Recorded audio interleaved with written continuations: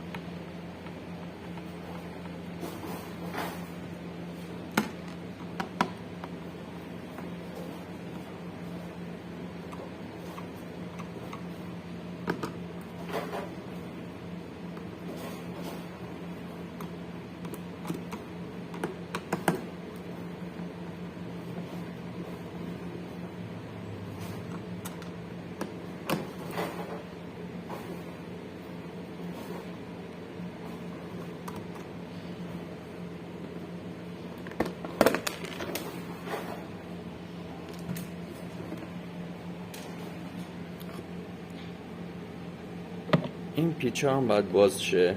یکی اینجاست و دوتای اینجا.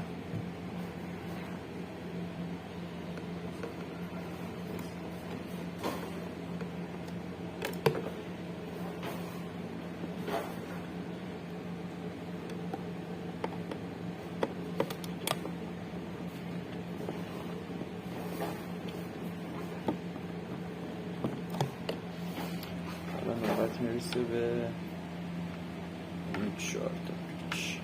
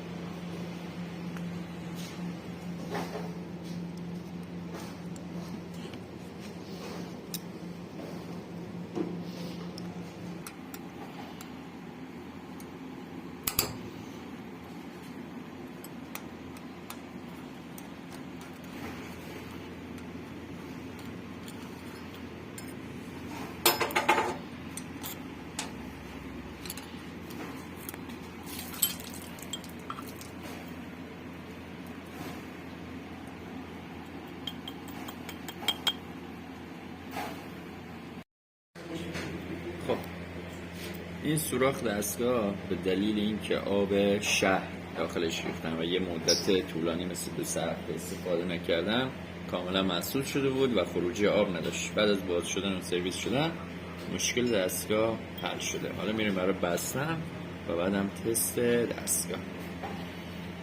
دوستان توجه داشته باشین این زائده اینجا باید روبروی این قرار بگیره، یعنی به این شکل این بویلر بسته میشه. باشه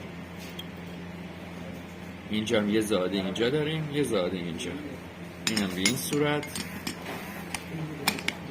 بسته میشه. حالا برای اینکه تایم ویدیو طولانی باشه من پیچا رو میبندم و بعد از نحوه بستن دستگاه براتون فیلم میزنم.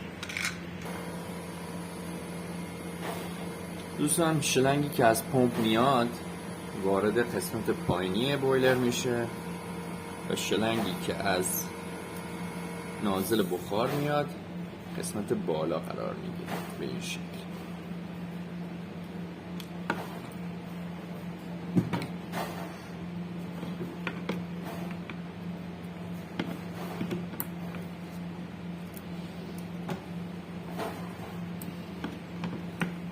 خب حالا بریم سراغ الیمنت. این سیم ارت اینجا بسته میشه که جاش مشخصه. ببینید مثلا این سیمی که روکش داره اینجا، این قسمت میاد و کنار روی بدنه و به سر الیمنت وصل میشه. اینو حتما حواستون باشه چون جا به جا بزنین احتمال سوختن ترموسویچ هست. میاد قسمت بالای دستگاه. ترموسویچ این فیشا بزرگترم مشخصه مال ترموسویچ بالان، ترموسویچ 140 درجه و اینم جامپ شده از ترموسویچ میاد مستقیم سر الیمنت و این دوتا فیش پایینم که مخصوص ترموسویچ پایینن، یه سفید یه آبی. خب حالا میریم برای تست دستگاه. قبل از مصرف